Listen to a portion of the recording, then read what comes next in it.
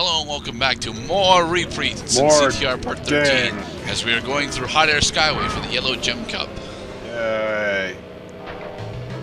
Damn it, Tiny, stop being my rival for this cup.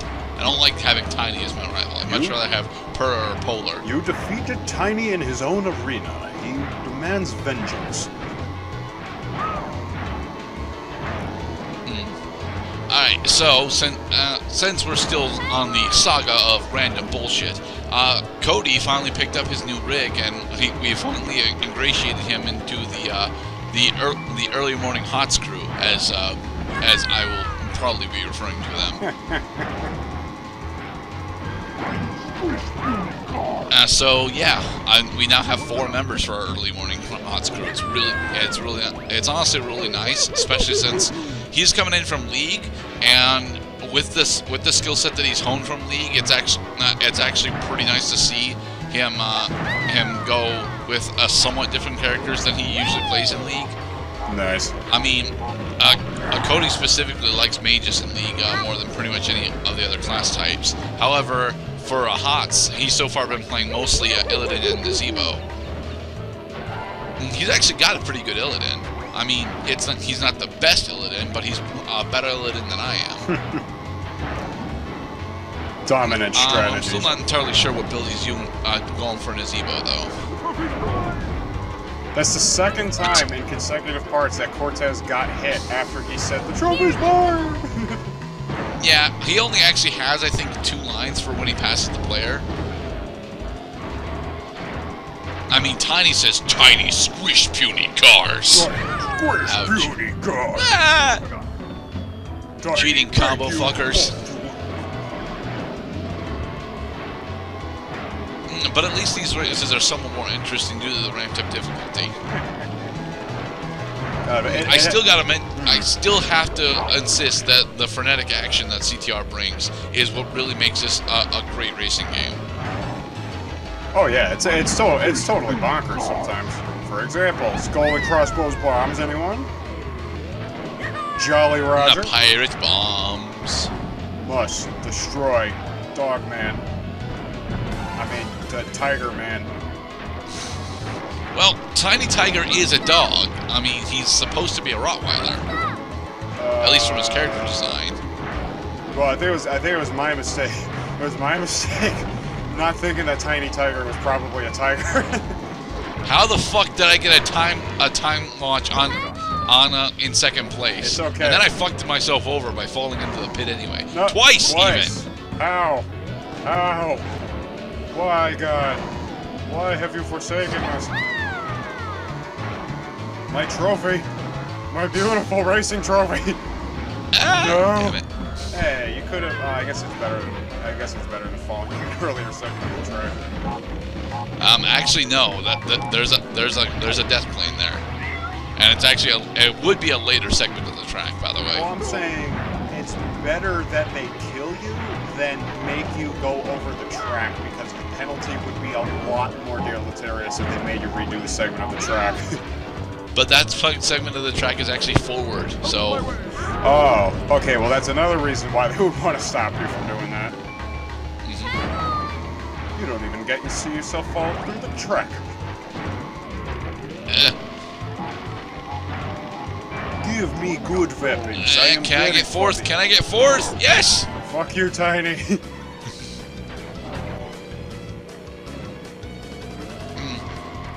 Alright. So all we gotta do is beat Tiny, and we still win the cup. That's right.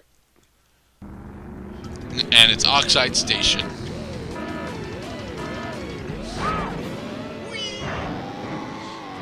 Do you have any particular strategies that you remember from going through these courses?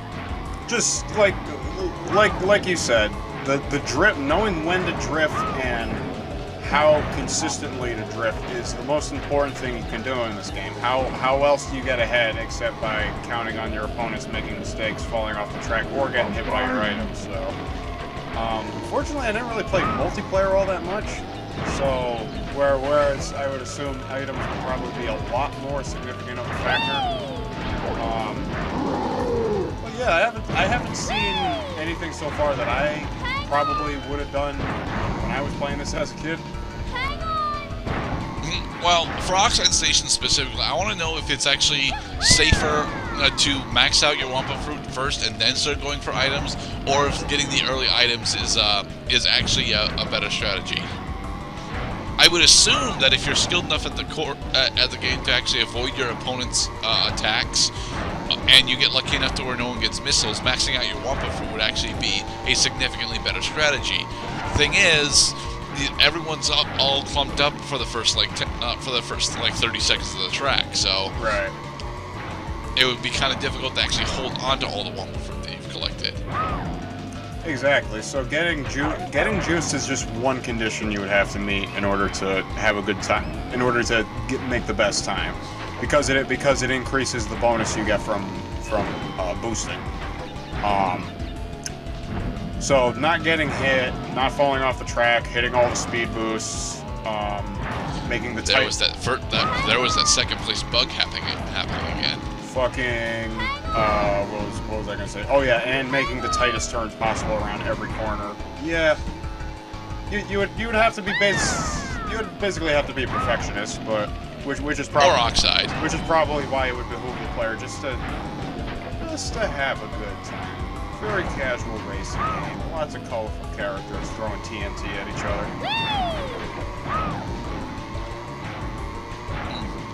Alright, we're nearing the end of the second lap. Coco keeps crashing into the goddamn walls because I'm trying to export power slide shortcuts and I'm not hitting them. Tiny is relentless. He's Mr. Green, and he's mean! Mr. Grinch, you're part of a Rottweiler. You have way too fucking sharp teeth and you make me want to squeal, Mr. Grinch. I wouldn't race you if I had nitrous turbo.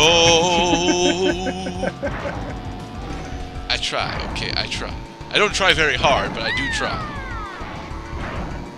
You're a mean one, Mr. Grinch. You die in outer space. I'll shoot you out the airlock and punch your sister in the face, Tiny Tiger. And you can tell Dingo Dial that he sucks even more than you do.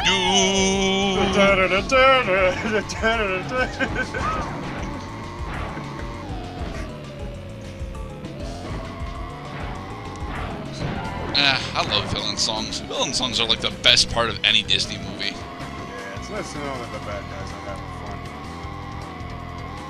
fun. And there we go. We have beat Tiny Tiger by 10 whole points. Victory. Slumber.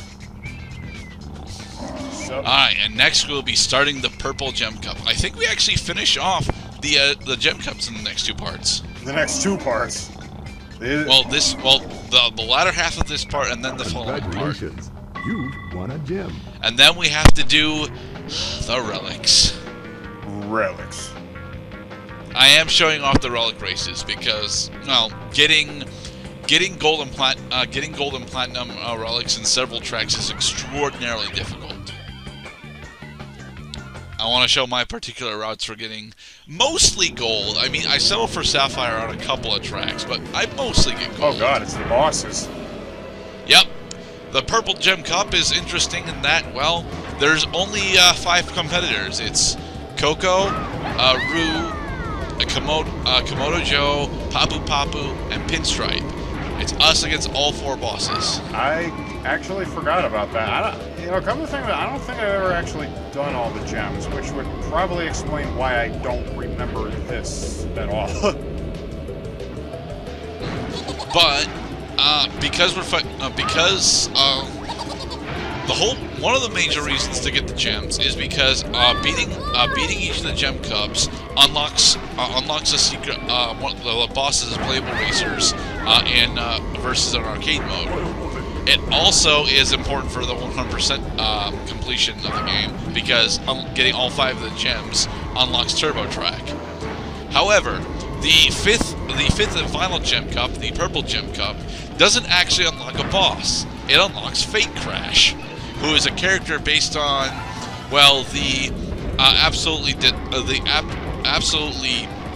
terrible Crash plush that was released in Japan that barely looks like Crash at all. Like giant teeth, heavy eyebrows, exaggerated eyes, all that kind of stuff. Yeah, I remember seeing thumbnails of fake Crash.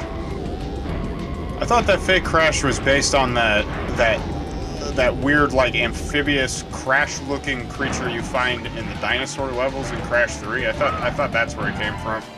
No, that particular model is just a pre-evolved form of Crash, which is weird because they are clearly amphibious and Crash is not. Why is Crash no longer amphibious? Well, I mean, people conjecture that humans had evolved from amphibians. Really? Well, or rather that all life emerged from the ocean, basically. Whichever form they took on the way out. Yeah. Why is Pinstripe so terrible? Yeah, and it's interesting because in the PAL version of CTR, the boss characters actually have significantly better stats than all the other racers, with Pinstripe being one of the best. I think the actual best is actually either Oxide or Veru. I'm not entirely sure. It's probably Oxide, yeah. It's probably Oxide, honestly. Oxide, either Oxide yeah. or in Trophy, but... The problem with Oxide is that if you hit him, like, he barely slows down. During the boss fight. Under normal circumstances, like in versus an arcade, that kind of stuff, he actually functions just like a normal racer does. Huh. But again, you have to cheat to unlock Oxide that way. Like, if this race keeps up, oh wait, no, there's only one lap left. I was gonna say, like, if this keeps up, like, you're gonna lap a boss. Again, they actually have normal racer statistics during the Gym Cup. This is actually significantly easier than the boss fights are. Yeah, not to mention these guys are getting tripped up on the. It looks like these guys are getting tripped up on the hazards too. They might not be getting tripped up by the hazards, but the items that I've been placing, I've gotten a lot of defensive items. Yep, and Papa just got hit by another one. An interesting thing to note that depending on what color their portraits flash, you can pretty much tell what they got hit by. Yep. If they flash red with the glass breaking sound, they either got hit by a nitro or your enhanced red potion. But if they flash green, they got hit by a green potion. And there we go. Papu Pyramid is done. Onto the third course, which is of course Dragon Mines. Dragon Mines. Do it fine. Fuck Dragon Mines. Hate this course. This course is stupid. He's not even real. This course is very stupid.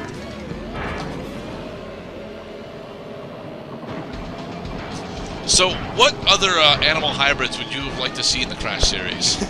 Animal hybrids? Yeah, because we have Dingodile, who is, a hybrid of the dingo and crocodile. Which I don't think that that crocodiles are actually native to Australia. They probably are, given that crocodiles are large reptilian creatures, so they've got habitats all over the planet. You're probably right. Yeah, that. Well, not to mention that. Oh wait, no, crocodiles are freshwater. Yep. Well, no, there are saltwater crocodiles, so their own species. Yeah, and Australia has like is renowned for having one of the longest coastlines of like any country in the world. It's literally infinite. It just goes around in a circle. It goes around in circles. Now to answer your question, for animal hybrids, okay, well, let's break it down. Ripperoo is a kangaroo. Koala Kong is a cross between a koala and a gorilla. Pinstripe Hotaru is a... Well, what is Ripperoo else crossed with? I know he's got kangaroo, and that was honestly one of the ones that I was thinking that we were missing. But no, honestly, the only one that I think that we're actually missing that's native to... Actually, no, Kiwis are not native to Australia. That's New Zealand. I struggle right now to think of any blue furry creatures that Ripperoo resembles. Oh, a dog. He's probably a cross between a kangaroo and a dog because of his. Possibly.